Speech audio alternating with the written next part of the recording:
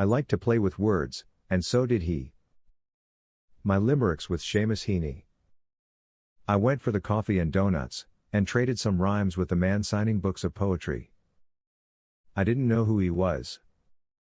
He was Irish. I knew he had some poems about the problems Ireland has had over the years. I had some free time, and heard about the literary reception. I'm literate, so I went. I had a plate, with an onion bagel, as I walked up to the poet and said, "There once was a boy from Dundalk, who didn't know quite how to walk. It's the Brits' fault, think about it." He replied, with a finger in the air for emphasis, as he looked at me directly. He was smiling. I thought he enjoyed a little unvarnished wordplay, among all the fawning fans asking for his scribble in the front of a book. I started again. There once was a boy from Peru, who didn't know quite what to do. He went to his mama, who showed him a llama. And the rest of the rhyme's up to you. He laughed. I can't remember his reply to that. It was a sunny April day, as we chatted in the school's library, with a couple of dozen other people around. We were against a low bookcase. Coffee makes my brain race.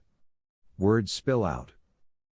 We talked about Lord Mountbatten being killed by an IRA commando team, in a targeted assassination, in 1979. He talked about Mountbatten being a colonial master, in India, enforcing English rule, that he was not just a random fisherman with a title. Heaney spoke about Mountbatten being the last British Viceroy of India, an unelected dictator from a foreign country. I mentioned that Lord Mountbatten had been the British official in charge of the Allied occupation of Vietnam at the end of World War II.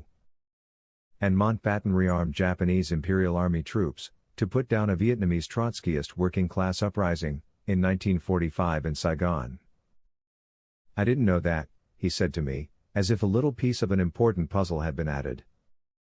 He told me that he ran a writing school for poetry, during the summer, in the west of Ireland, and that I might enjoy coming to the gathering. I was hoping, in my head, that I had enough money for gas to travel home in my car that night, not how to pay for a writer's retreat across the ocean. A faculty member joked with me a few days later, "You spoke more than he did."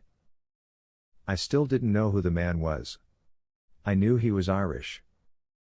I knew he had written poems about the unhappy history of Ireland. I had his translation of Beowulf on my shelf at home. What a story! Later I found out that this witty man had a Nobel Prize in Literature.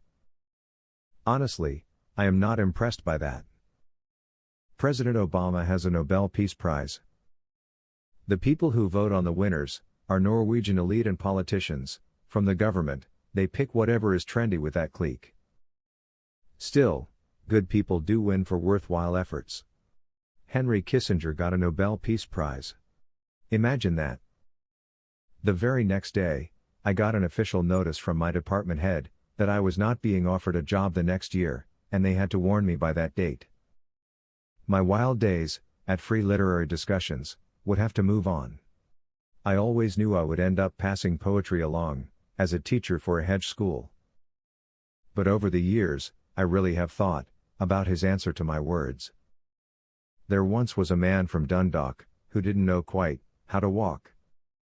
Heaney's answer, "It's the Brits' fault, think about it," really has made me think about that answer. Did he mean the man couldn't walk because he was hurt by the British soldiers? Did he mean that the long-term British exploitation of Ireland led to Ireland's population to be largely poor and unable to afford adequate health care? Did he mean that Irish people blame everything on the British, rather than taking responsibility for themselves? I have thought about that, off and on, over the dozen years since Heaney said them. I still don't have an answer to Seamus Heaney. But he's on my shelf, in the library, and alive in my memory.